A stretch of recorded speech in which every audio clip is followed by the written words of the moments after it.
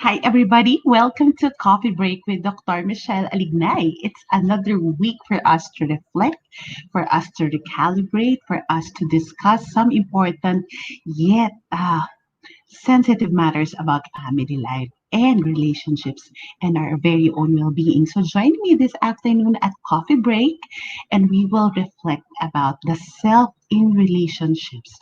Something na madalas natin marinig, yung mga myths, at minsan naman nagtataka tayo, why did the relationship go wayward and all, only to realize that we haven't really valued the self the way that we're supposed to be valuing it. So join me, friends, and share this to family and friends. And thank you to everyone who are here already.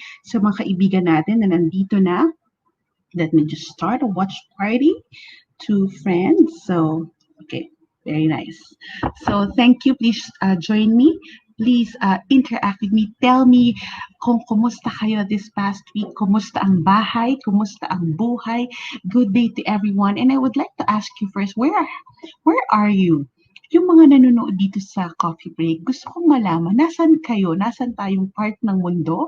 Because I have friends from abroad. I have friends from other countries and of course other provinces who are here. So kung nandito na kayo sa Metro Manila, magandang hapon. Uh, for this afternoon, please for this afternoon, please indulge me in discussing some very critical matters that are not really talked about but very critical. So thank you for everybody who are here already, and I would like to start the reflection about um, how are we in the relationship. Have you really thought of where is your self in the relationships? I know for the past weeks or past months you've heard me talk about self-esteem, you've talked about the sense of self, yung pagkatao natin. So ngayon, idikit natin siya. Magkasama natin pag-uusapan yung sarili at relasyon because it can never be removed. As one of my favorite quotes about relationship goes like, the relationship with ourselves is the template that forms all relationship. So kung paano natin tinitreat yung sarili natin, it is likely that that's how ideally that's how we treat our relationships. That's how we treat other people. But you see, in the relationship there are two matters, two dimensions that we are balancing, and that is the I, meaning the self, and the we, and that is the relationship. I don't know with you, sinong karelasyon mo? Sino yung pinaka-importanting tao sa'yo at the moment? Is it your spouse? Is it your kids? Is it your family? So let's look at this in a progression. So if you are married, I am assuming that the more important relationship with you is actually your relationship with your spouse. And then from then on, and then saka palang papasok yung relasyon natin sa mga anak at relasyon sa extended or other family members. So it's always a contact balance. Um, but true bonds, yung totoong relasyon, the real healthy relationships in family friends, I would like you to reflect that it's about the balance between I and the we. Alam ko minsan, I don't know, di ba nung I don't know who's married here. Can you press like or heart if you are married? If you are, committed in a relationship, can you also say that you are in a relationship, or you are maybe engaged, maybe you have a boyfriend or a girlfriend? But if not, it's not an issue, but why am I just checking is that I would like you to see that when we love even our family members, we tend to give our all, di ba? Alam ko marami sa atin ganyan. Pag nagmahal tayo, talagang sabi nga sa Tagalog, give na give. We give almost everything. And if you didn't you realize that the more intimacy that we encourage in relationship, the more conflict arise. Kung ano yung gaano kayo ka-close, pero the more conflict because you're actually almost with each other. You're literally under one skin. You're literally under each other's nerves. And the more that we are giving, serving, and loving in our loving become we become that in our loving relationship. Didn't you realize that the more we become so consumed by that relationship, and that's something that we would like to reflect about. Kaya friends, I think kailangan natin ng matapang-tapang na mainit-init na kape dahil mainit ang conversation natin ngayon.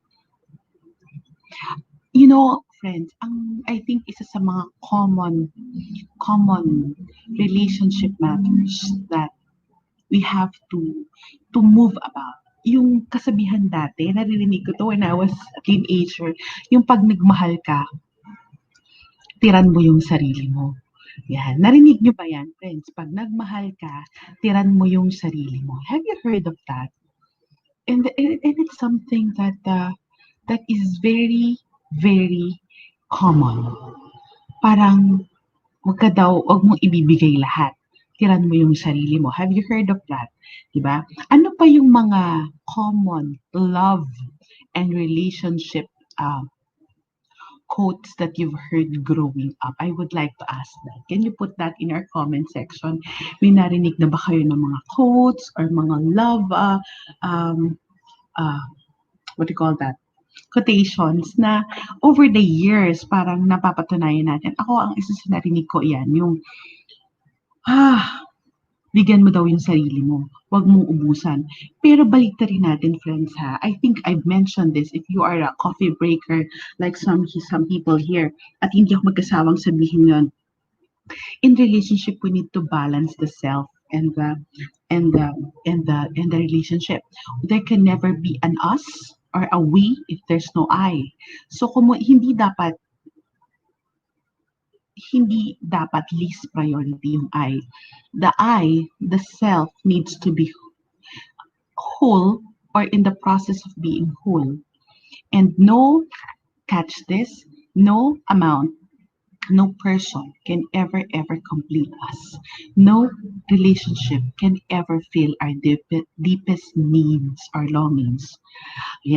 Ayan, tama ka, Ami. Magtira ka sa sarili mo. Pero alam nyo, baliktarin natin. Kasi sinasabi, magtira ka sa sarili mo, ayoko naman latak. So, ang sa akin, ayusin mo muna yung sarili mo. Buuin mo muna yung sarili mo. So, in my book, Family Goals, there's this quote that I put: true bonding in the family is a healthy balance between the I and the we. It's a healthy balance. Belle, never lose yourself in loving someone. That is so true. And I would tell you, this does not apply to your spouse only. This even applies to your relationship with your kids, with your parents, with your siblings.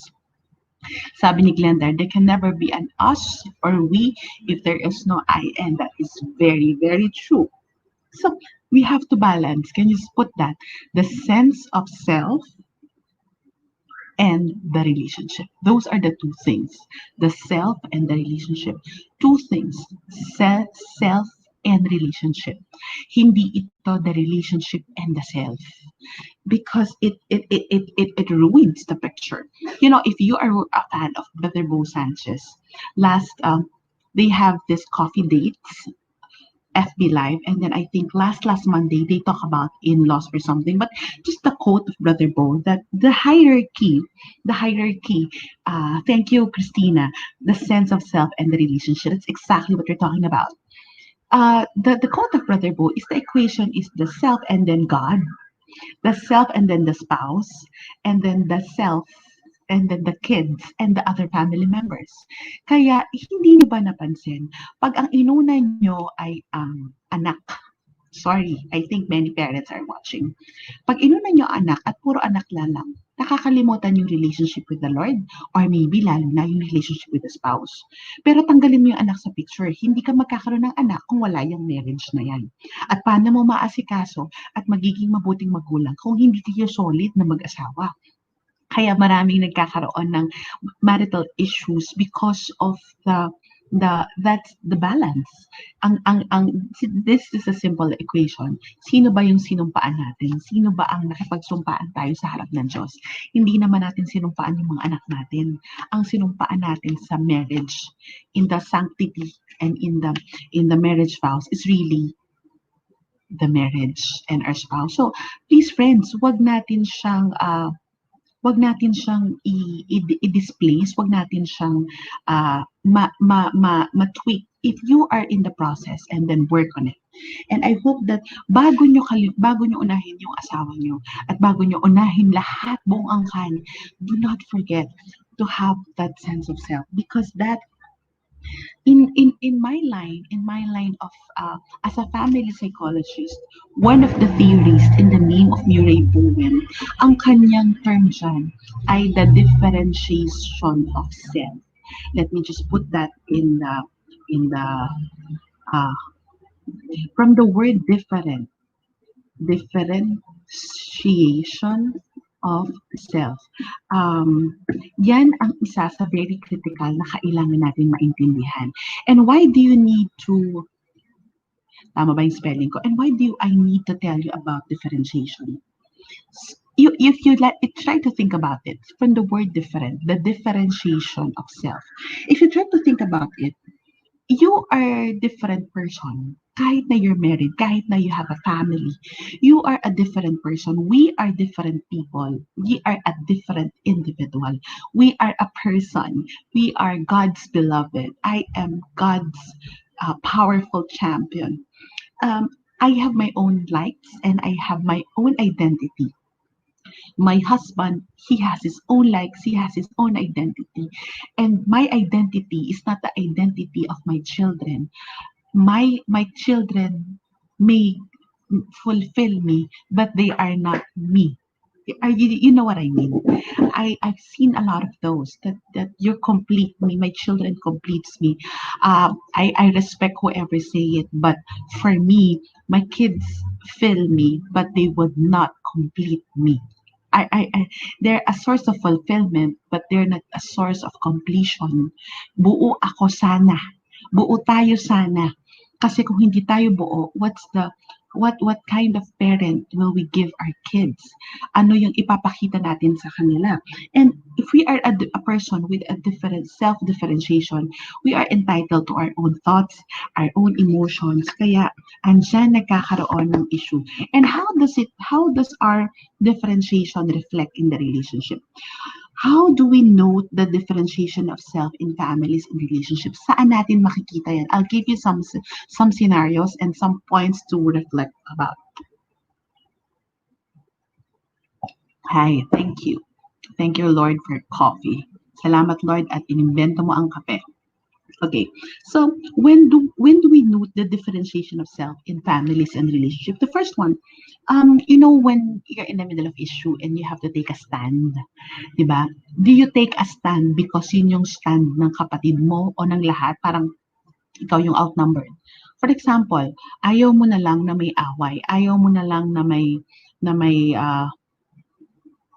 ayaw mo na mayroong conflict, ayaw mo na may sabong. So, sige na, para tapos na. And you're always doing that. You're always giving in. Kaya yung iba na you tend to please people, you tend to just go with whatever the rest, and then that marks less differentiation. Another is that neglecting your needs for the sake of giving it to your loved ones. Yung parang, naku, hindi nga ako makapagpagupit, hindi ko maasikaso sarili ko, parang nag-suffer na yung health ko, pati yung budget ko nag-suffer na kasi ang daming needs ng pamilya ko and then ibibigay ko na lang ba lahat sa kanila. But come to think of it, pag naubusan ka, kanino ka kukuha? Eh dapat responsibility natin yung sarili natin. Another one, fear of not being needed or valued. You know, this is critical. I've seen how some moms, lalo na mga midlife moms, yung mga anak nila college na the kids will go to the dorm, or maybe the kids will start to work, they feel less needed as compared to when the kids are younger. And that is the fear of not valued. Not valued. Have you felt that way, friends? Yung parang, so kung hindi ko na sila aasikasuhin, sino ko? Have you thought about that? And then fear of not being needed or valued. And then you fear na, naku, magkaka-girlfriend na yung anak ko, may boyfriend na, may iba na silang buhay, paano ko? And when you start thinking about it, friends, and then there's already the loss of you. because you're anchoring yourself in the relationship, maybe even with the husband. So he's so busy with work, kaya yung iba, a person with less differentiation becomes very selosa or seloso kasi the insecurity, one mark of lack of differentiation is that they anchor themselves in the relationship, and then the relationship becomes them. And then one another thing, starting to ask yourself, who am I? Alam ko mahirap sagutin tong mga tanong ko ngayon, friends, because these are very personal. But if you have questions, I'll be happy to entertain them later. Have you ever asked, who am I in this relationship? Sino ko sa relasyon na to? Where is the self in the family? Pag ba tinanggal mo yung pamilya mo sa identity mo, kilala mo ba kung sino ka? Pag inalis mo yung role mo is in the family, to serve the family, dahil masarap yung luto mo, maayos ka sa bahay.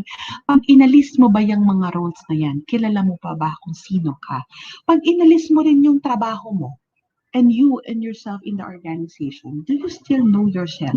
These are the critical things that we are supposed to reflect about on how we can look into the differentiation of self. Kung sino ba tayo sa relasyon? Why is it important to talk about and to get to know where we are and who we are in the relationship? Of course, we want to be who we really are. We want to show our authentic selves in the relationship. We want to be simply na kung sino ako. I love me for who I am, for simply being me. There's a song like that.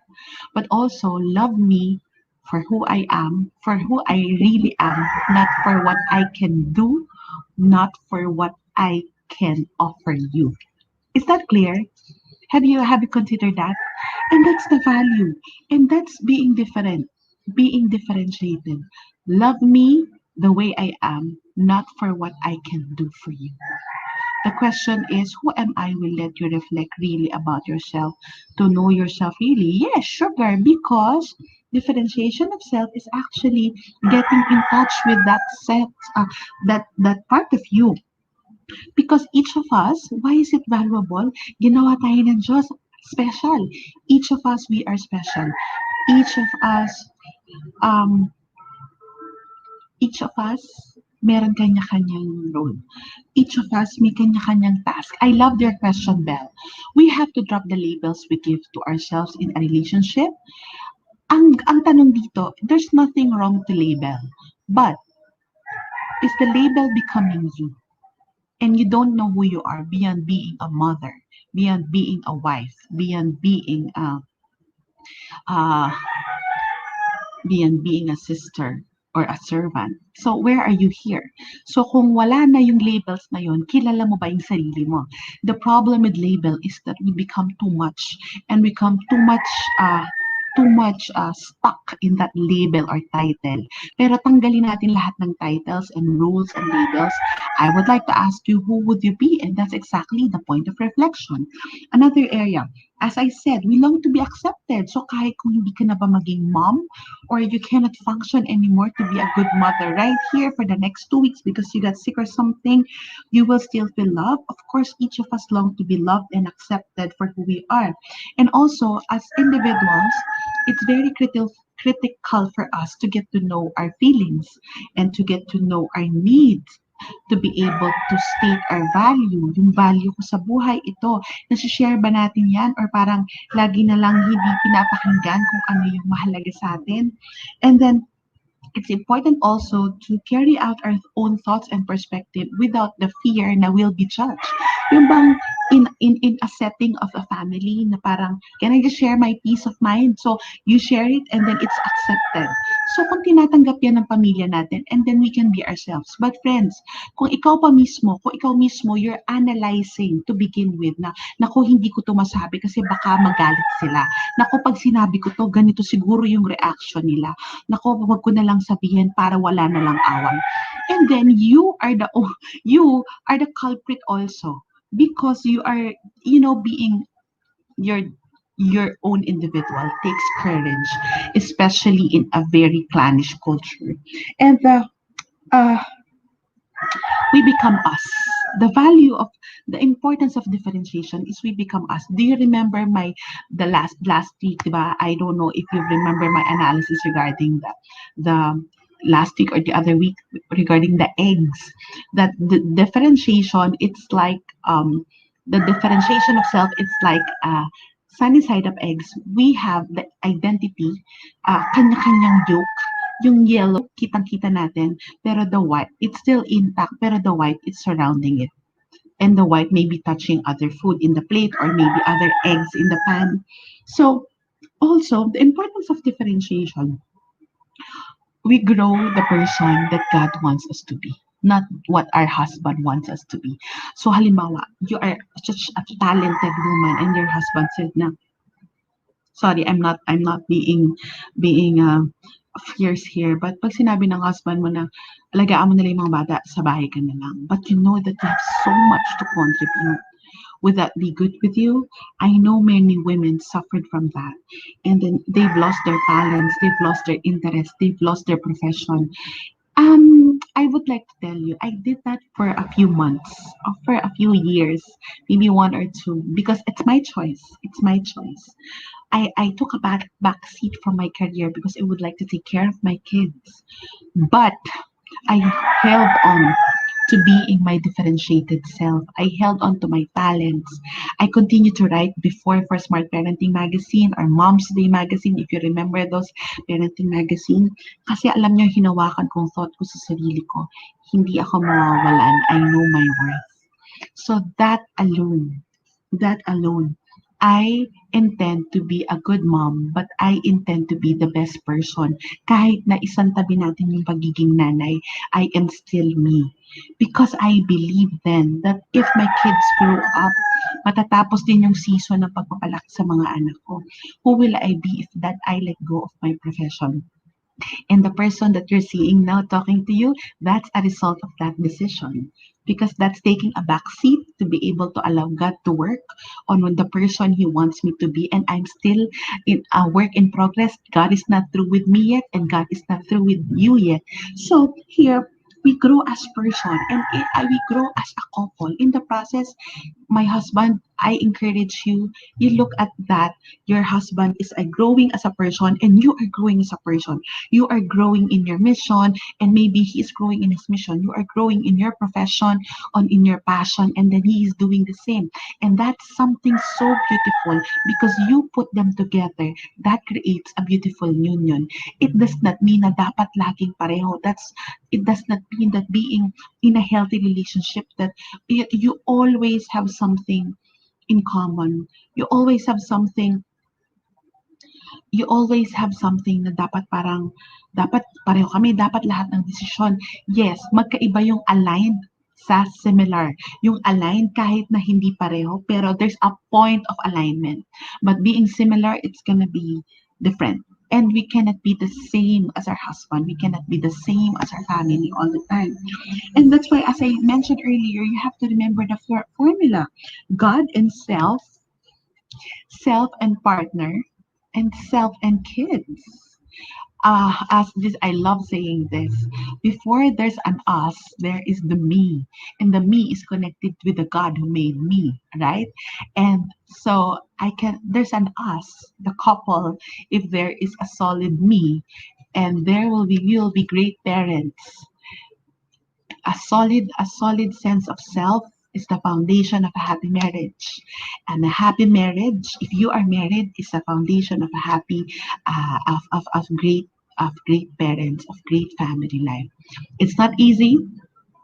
It's not very easy because in our culture there's a lot of judgments, there's a lot of differences, but it's gonna be worth it. I'm not saying for us to there's and if you will ask me what's the formula, there's no perfect formula because your values are different from my values, your ways and your life is different from my life. um the importance of differentiation here is that the self becomes the foundation. And when we look at the self, when we look at the self, it's very rich. It's connected to healthier and happier relationship, and to love yet to be who we are. I like that. the value, the importance of self differentiation is that we learn and we know how to love, yet we love the way we are, the way who we are, and we grow our best self in the process. So, hindi lang yung partner natin nag-grow, hindi lang yung anak natin yung nag-grow, pati tayo, we don't lose the self in the process. In the formula or in the theory of Bowen, he's a family therapist and he's one of the forefathers of the family theories that I always teach. He said there are two areas of differentiation. The first is the internal or the intrapersonal paloob. And what is this? A person with a very good intrapersonal or internal papasok na differentiation is able to be aware and regulate his own thoughts and emotions. Alam niya kung ano yung naiisip niya at alam niya kung ano yung nararamdaman niya. um, when he reacts, alam niya kung ano yung thought at hindi, there are people kasi, kung ano yung nararamdaman nila, hindi na nila iniisip in a rational way kung ano yung root of that, the value and the perspective behind that. So paghiwalayin natin, yung tinatanong ng mga tao, ano dapat na una, puso or utak pareho? Because in the differentiation of self, we can become a differentiated person if we know how to think well and to connect it with our emotions. And our emotions is connected to our thinking. And it nurtures each other. It goes hand in hand. Kasi yung mga tao na they lack differentiation, madali silang madala ng emosyon. Sorry, I have to say it. Minsan madali bang mauto or because yung pag may nag-emotional guilt trip sa kanila na parang meron emotional blackmail, they get carried away by that emotion because sa loob pa lang may butas na, I'm sorry to say. That's why a lot of people in dysfunctional and enmeshed relationship, this becomes the trap. Sa loob pa lang kulang. And the more that we do not know how to manage our thoughts and emotions and how they interplay with each other, the more it becomes a bigger problem when we go out and we relate with people. That's why the self is very critical. And that's what about the intraperson, inside us. Can you say that with me? Intrapersonal differentiation. And then the next, if we are mature, we know our thoughts and our emotion. We acknowledge our feelings and then connect it with our values. It's easy for us to relate. Kung mawawala yung una, mahirap tong pangalawa. Because the second one is the external differentiation, meaning the interpersonal. It's actually creating space between partners. You know, while we are in the pandemic and many of us are at home working, the problem is that we have less space to grow, less space to move, less space to be ourselves. And that's why a lot of relationships are challenged in this pandemic situation. So it's actually the degree of closeness and attachment between persons. Well, while you continue to be a separate individual, ako rin, pag mag-grow ka, and that's what's nice about relationship. Yung bang, you do your thing and I do my thing, and then there are times that we come together and it becomes more loving. Hindi niyo ba napansin, pag purong kayo na lang ng kayo, you're literally conflicting already, and it becomes you're under one emotional reaction. The extreme kind of interpersonal differentiation is what we call fusion.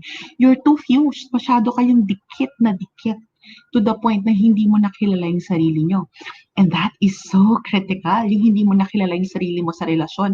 Hindi mo na alam kung ano means yung paborito mong ulam. Kasi lagi na lang yung ulam na gusto ng asawa mo or ng anak mo niluluto mo. Hindi mo na rin alam kung ano yung style ng buhok or style ng damit na gusto mo because you just do whatever is available, whatever is given to you, or whatever your husband says looks good on you. But what do you think looks good on you? That's exactly what differentiation is. And that is fusion. Too much. You cannot see, no, that is in the eggs, the healthy differentiation is the sunny side up. This differentiation, the fusion, it's the scrambled egg. Why? There's no identity. It's enmeshed with each other. It's enmeshed in the relationship and in the family. And the other one, what we call emotional cutoff. So some people, they cannot deal with the conflict, they cannot deal with the unpleasant emotion in the family, so they move away. They move away. And this is what we call they're very disengaged. Parang wala na lang pakialam. Wala na lang pakialam because they become disengaged. So, and when they disengage, that is what we call the hard-boiled egg.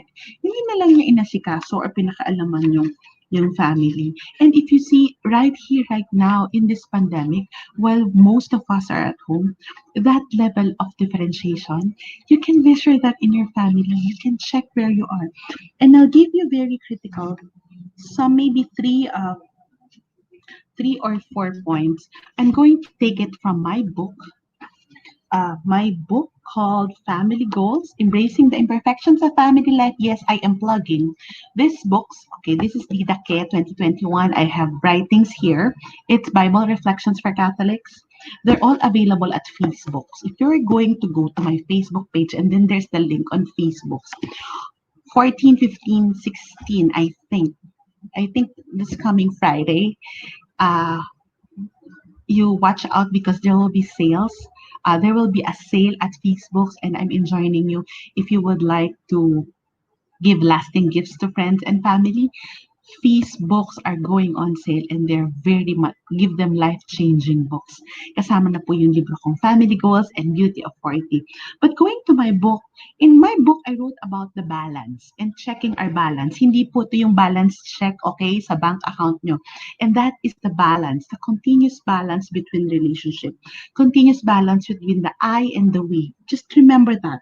When you feel that you're no longer life-giving, halimbawa parang pagod na pagod ako, parang this is something different.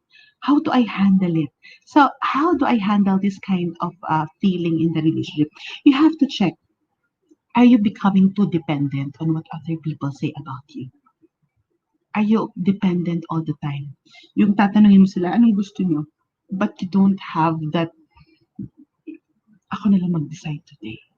So, do you have that dependency? Another question. Do you take more or you give more? Do you take more or you give more? Or you give all? Nasaan ka rito? Another.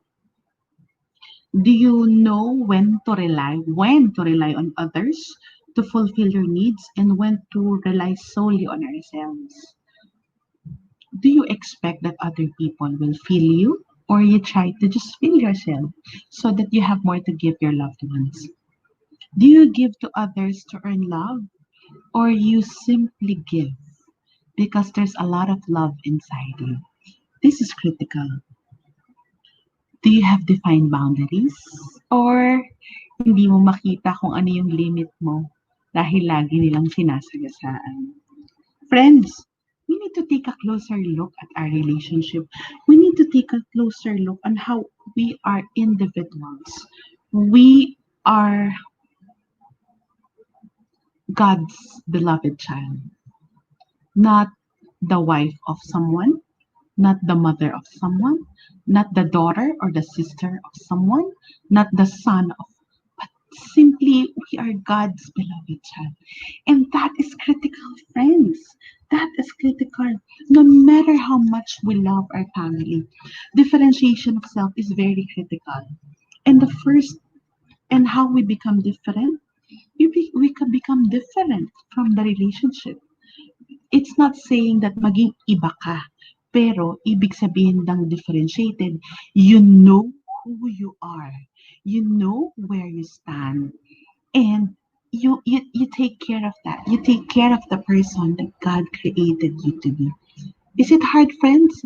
Let's be honest. For those of you who are here, is being differentiated easy to tell or not? Mahirap bang nguyain itong lesson natin for the day? So tell me about it. Where are you? Are you are you having a difficult time? That's one. Grade yourself.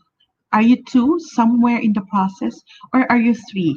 almost differentiated. Where are you, my friends? The 50 plus people watching now and those who would watch, please grade yourself. Walang judgment. Kasi kaya natin to ginagawa so we can help each other. And then on the part two on Thursday, I'm going to talk to you. How can we still continue to be the best differentiated self? So there goes. So there goes that differentiation of the self in the relationship for today. And I hope that you learned something. Please type your your ranking, your grade for yourself. Are you three? Are you two? Are you one? And also please also put there what's your takeaway for today. And if you have any questions about this, put that in the comments so that on Thursday we can tune into you. We can maybe check and start with your questions, and then we can move forward to our topics. And of course, let me just give you some announcement. The first one, please do not forget, if you would like to give life-changing books to friends, these books are on sales, including my two books. Marami nang bless itong mga librong to. And this one, The Family Goals, is an award-winning book.